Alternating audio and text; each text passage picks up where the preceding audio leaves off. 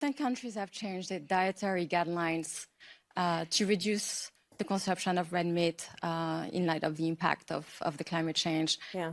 If elected, will you be supporting change in dietary guidelines? And then how will you plan on implementing the changes so that people effectively change their diets? Yeah, I mean, and thank you, Carol, for your work on the question.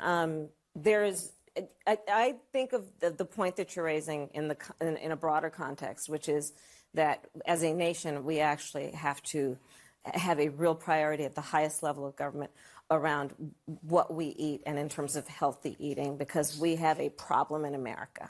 And we can talk about all that we are now, the subject of this conversation, we can talk about the amount of sugar in everything, we can talk about soda, we could go on and on. So the answer is yes.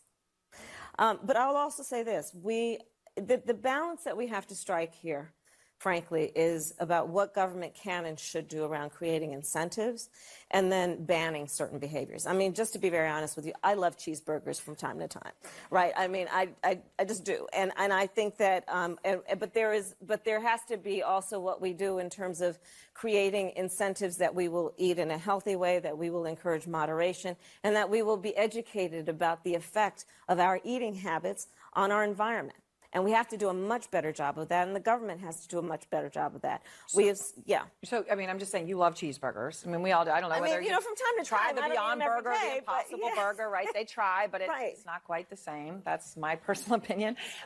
But would you support changing the dietary guidelines? Yes. You know, the food pyramid. What people yes. to reduce red meat specifically. Yes, I would. And